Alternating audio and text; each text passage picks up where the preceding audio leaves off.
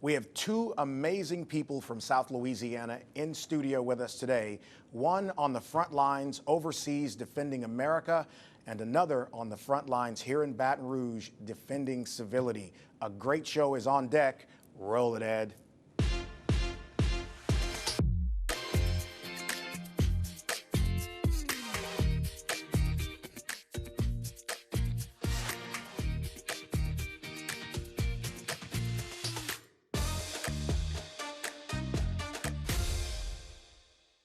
He's been a friend of mine for nearly 20 years, and he's in studio with us today to talk about his illustrious career in the military and what he's doing here.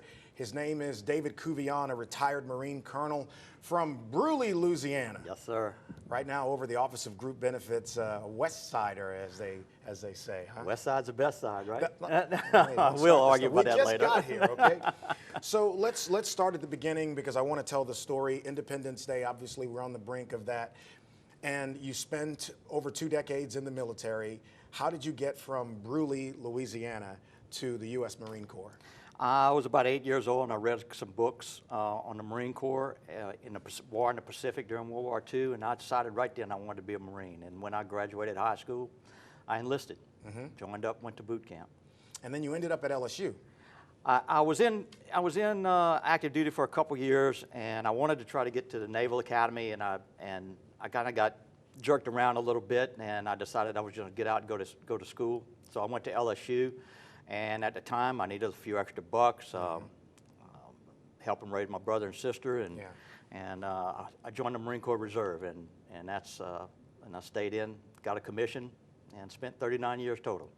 What was life like as a young David Couvillon as you're trying to work your way through the military? Because I know you're ambitious. I know you're always looking ahead. What was that like? I can't say that I was ambitious. I liked doing things. I found out I was good at being a Marine, and I enjoyed it. And there was a portion of that I felt I was doing a duty to my country, and we'll talk about that later. That's how I kind of looked at it. What came along was fine, and it was fine for me. It fulfilled something within me, and it made me feel good. And I was, like I said, I was doing something for my country, so it was worthwhile. It's interesting because I don't think people are thinking about it. This September is the 20th anniversary of the terrorist attacks on American soil, and that led to what would be known as the war in Iraq. Let's talk first about 9/11 that day and what you thought was going to happen after it. I was in my office, and my secretary walked in and said an airplane flew into the World Trade Center, and I immediately thought some air traffic controller somewhere really screwed up. And she says, "No, I don't think so. Come see." And I walked out, and she had a TV on her desk, which I'm going, what's my secretary doing with a TV at the office? But I watched the second one fly in, and immediately then I knew we were going to war. It was a revelation at that point. That was September 11th. In August, I had just taken over an infantry battalion, become the battalion commander. And I knew at that point, if I was going to war, I was responsible for these Marines and sailors and what they would be doing, all the things that they needed to be taken care of. And I started at that point working on a training program to have my Marines and sailors ready to go. Well, hold that thought. I want to talk about the days leading into Iraq and then what your title would become. We're talking with Colonel David Couvillon. Independence Day is on the brink. Back with more with him in just a moment.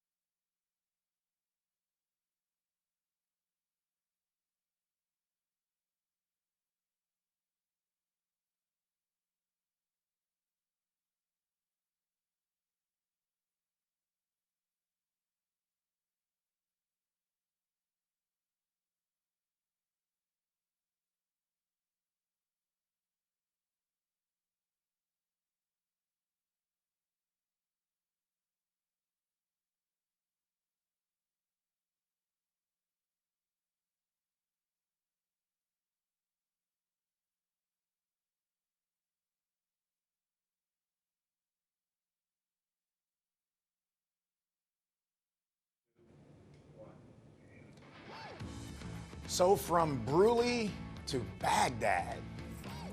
Well, close to Baghdad anyway. Al-Qud, actually. How'd that happen? Well, my reserve unit got activated, and we did some training in California, and then we flew into Kuwait. And from Kuwait, I sent my vehicles and some of my Marines on a flying column up. We were supposed to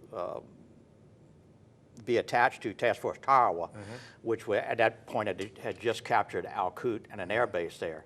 My vehicles went up. I'm taking the rest of my Marines up in C-130s. We're flying into the air base to land. I'm on the first plane in, and I get off the plane, and a colonel comes out, and he says, "Hey, General Talkin wants to see you." And I said, "Yes, sir." So I'm going up. General Talkin commanded Task Force Tower, and he comes walking out. General Talkin was about 6'5", tall, thin guy. And he walked up to me, looked down, and he says, "Colonel Couvillon, I'm glad you're here." And I knew something was wrong. Something was going on right then because he pronounced my name right the first time. You know, normally I'm saying it or trying to tell people how to spell it. But he says, "I'm glad you're here. You're the governor." I said, "Sir, what, sir?" And he says, "You're the governor." I said, "Okay, sir, what does that mean?" He says, "Anything that happens in this province, you're responsible for." And I'm going, "All right, sir, what does that mean?" He said, "Anything that happens in this province, you're responsible for." I said, "Yes, sir, I got that. What does that mean?" In the Marine Corps, when you get orders, they give you a specific mission. Here's what they want you to do. Here's how many people you have to do it with, your resources, and what the expected outcome was. And he said, "Anything that happens in this province, you're responsible for." And with that, my 960 Marines and sailors took over from about 3,600 Marines and Army people, and I took over a province the size of Connecticut, about 2.5 million people in it. It was Al-Qud was the provincial capital. I had about 250 kilometers of the border with Iran. We still had Iraqi Army units as well as Republican Guard units fighting. There were no food distribution, no electricity, no anything, and there were no government services. The police had disbanded. The government teachers and schools were closed. Most of the schools had been made into ammunition dumps for the Republican Guard, as well as fortified. It was chaos, to be honest with you. And still trying to. And well, we're trying to fight. We're trying to fight people, and I'm trying to bring a sense of normality back to the people in the province. You know, Baghdad falls. The Iraqi government of Saddam Hussein falls, and I'm tasked with trying to get the civilian population, you know, under control, provide safety and security to them, make sure they have food. They don't have gas lines like we have. All of their food is cooked on propane burners, so they distribution of propane bottles.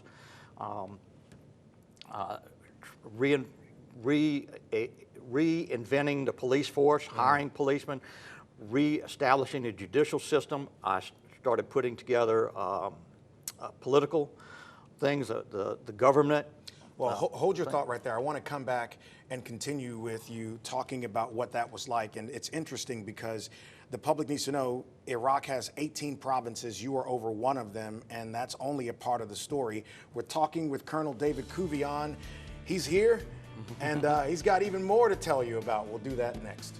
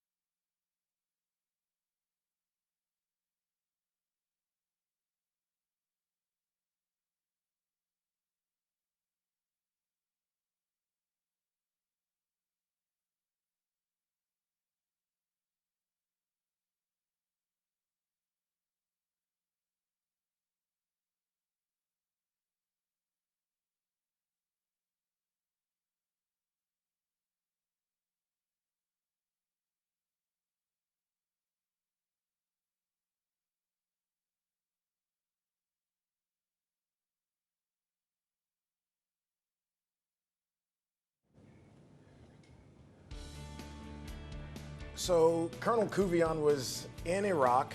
You're there. You've just been told you're going to be the governor of the Wasset province, and I want to talk about what all that entails. But first, in all the time you and I have talked about this, you've never talked about what you eat, what you've eaten. And like I just joked with you, I told you I know you'll put hot sauce on an ice cube. So what did you eat? Well, I started every day about 5 o'clock in the morning, and I'd grab a small box of frosted mini wheats, and then I was off into town, meeting with the people and traveling about the province, doing various things.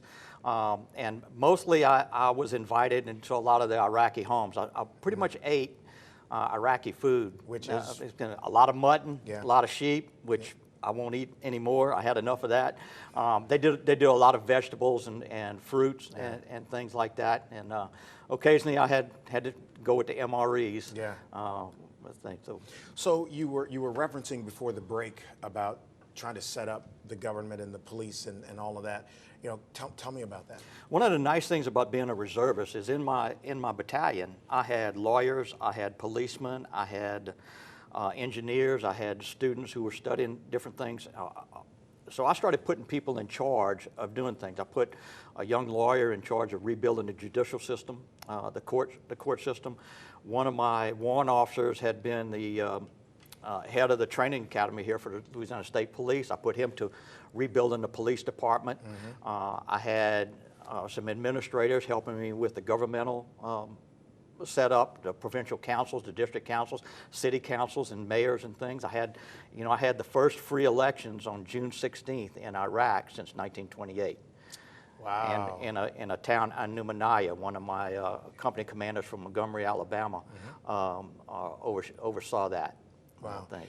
I mean, it's an amazing story, and I know that you're working on a project to tell that story, and we'll get you to come back to talk about that. But I got about a minute and 40 seconds or so left here in this segment. Independence Day is this weekend, and you see what's going on. You keep up with what's going on in the country. What does the 245th birthday mean to you? And then what do you think it says about where we are right now as a country? The 245th birthday of the United States of America is an affirmation of what this country was founded for and what it stands for. And it has survived through that. There are a lot of things that go wrong in the United States and that have been wrong in the United States. Yep.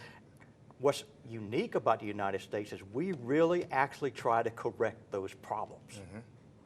That's patriotism to me. Yeah. That's trying to see what the ideals our founding fathers put on paper for us to aspire to. Just because they're on paper doesn't mean they're going to happen. You have to work toward them, and you have to do that. And I think that's very important. Being a patriot doesn't mean you join the military or you become a policeman or you're a fireman. You could be somebody like your next guest who works with kids. Right. You can be a good father and be a patriot. You can work in your community, have a decent job, and perform with pride and be proud of what you do and how you contribute to your family, to your community, and to your country. That's patriotism. Waving the flag is nice. I have one in front of my house, and Yeah. But you can do all kinds of other things to show that you're an American. Be a friend. Yeah. Be a neighbor. Look after the kids, and you're a patriot. Colonel David Couvillon, my friend, thank you for being here. Nicole Scott is in studio next.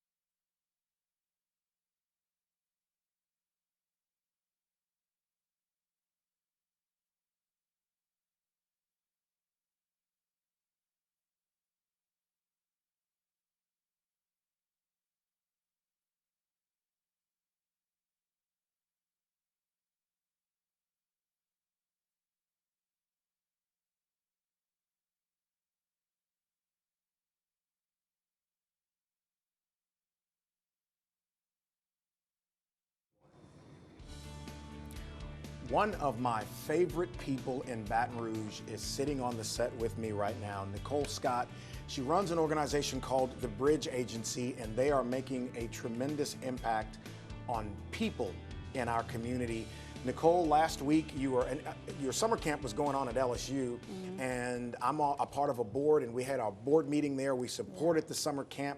We got a chance to interact with all the children, and it was great. But first, what is the Bridge Agency? The Bridge Agency, we're a local nonprofit, grassroots level, I call it trench work. And we focus on addressing the social drivers of crime in hotspot areas and disinvested communities of color. And you do a great job. So let's jump right in. Everybody talks about crime, and they talk about the impact it has on the economy and everything else, but there are very few conversations about what starts the process that leads so many of these young men, majority of them African-American males, to pulling out a gun and shooting at each other. Let's talk about that. There are a number of things, and one of the things that I've recognized just throughout my years of doing this work, 22 years of community engagement work, is that families are disconnected from resources. Right. Just the basic skills, necessities that you need to survive and thrive in life. You have a lot of families that are not aware, they're not knowledgeable, and they want that information. It just takes somebody being able to bring it to them and bridge that gap. And you are impacting them. I was at a meeting before getting here, and some ministers were talking about all of those things, from unemployment to illiteracy to mental health issues to addictions, all of these things that happen in homes where children are, that create stress that manifests itself into all of this stuff we're seeing in the streets. You're trying to be one of those violence interrupters. What does that look like? So we provide services from programming for youth, as well as like the ministers referred to. We do mental health and trauma awareness education, in addition to training other frontline workers to interact and engage with families that are disconnected. So that's what it looks like. It looks like identifying a space where we can connect knowledge, information, and resources to everyone, so we can all have level the playing field. Why isn't there more attention being paid to the drivers of crime? I think we're so focused on the symptoms that nobody's hitting the root cause. And I believe that today we really have to take time to pause and just say, hey, what is the root cause of what's happening? And I think everybody's just trying to come up with a solution to fix what's going on, that nobody's focused on these root causes. Well, you can't jail them all. No, you can't. And you have to catch some of these kids so early. You know, last week at your summer camp, when we were sitting there, we had a chance to interact with the kids, and all of them were aspirational about what they wanted to do being in that environment. How do you create that energy with kids who are coming from tough situations? Well, for one, I like being able to just say, hey, have you ever been exposed to this? You know, identifying what they have had the opportunity to see in their life, and just paint a picture of what else is out there. There are young people that were in foster camp, that foster care, that never been exposed to being on a campus of a university. And so just letting them know, hey, this is what college is like. This is what you can look forward to. And then having them come to the camp and they get to see it and experience it, that was enough to open their mind and expand their mind. I mean, they felt like they were inside another city, you know, at LSU. And that's a big thing. And, you know, one of the things that we'll talk about when we come back is how you can change them and keep them out of trouble by just exposing them to something different. That's right. It really isn't that hard if we all get on board. Come back, we'll talk with Nicole Scott. Stay right where you are.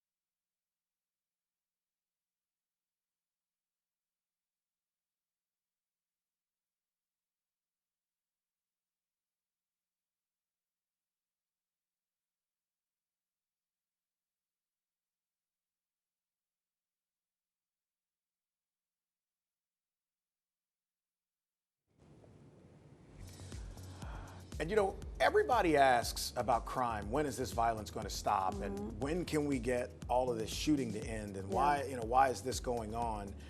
And it's largely because there are not enough people in the trenches trying to make this stop. Your agency, the Bridge Agency, is doing that. And I think all this shooting should be kind of a clarion call to the public that, man, we better start doing something different. So what is the something different? I mean, if each adult person can just grab hold of a young person and mentor them, that will make a world of a difference. Just someone who's able to listen, who's able to hear and prevent before something happens, that's what we need. You know, we were talking during the commercial break about the perception of crime and how it's carried so often in traditional media, meaning if a white police officer shoots a black male, it's a big story and it lasts a long time, and I get it. Any situation like that is going to grab attention. I'm not naive. However, when these boys are shooting each other with impunity in the middle of Segan Lane, after a couple news cycles, it goes away. How do you feel about that the same attention isn't given to that kind of crime? I think it sort of angers me in a sense, because I believe putting more focus on that particular topic and that issue, it would help us to galvanize our resources a little better, because it's going to take all of us to eliminate gun violence in our community. And I think that it takes just everybody saying, hey, look at this issue that's happening. Let's pull together and let's tackle it. And that's in support and with the media at the same time. Well, you were in here when David was talking about patriotism, and helping your community, I think, is a form of patriotism. A few days ago, you and I were together in Glen Oaks for a community walk with the Truce organization, and we were walking in an area, and ABC News was in town, they were covering it, and we met some amazing people. You have to be boots on the ground in those neighborhoods, right? Yes, you have to be like you.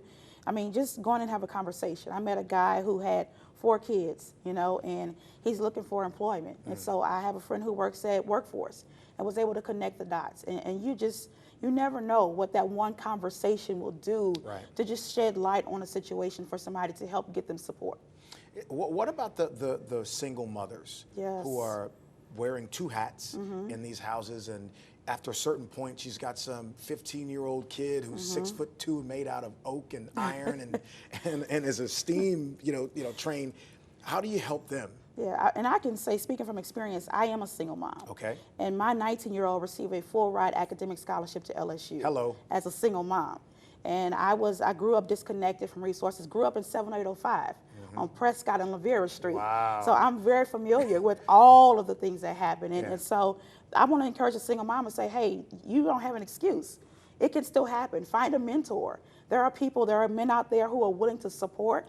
There are men out there who are willing to mentor your child. You just have to be able to speak up and advocate for help. Say, I need help. I was telling someone just yesterday, I have never seen anybody who is deathly ill who sits at home quiet. You know, that person's going to go find a hospital. And so I believe if you really want help, you're going to open your mouth and go and find a hospital. How can people support money? That's the first thing. But outside of that, how can people support the Bridge Agency? We're always looking for volunteers and mentors. Volunteers and mentors. We do a wide array of programs and events and services throughout the year. And so manpower is everything. Well, look, I just want to encourage you to keep up the work.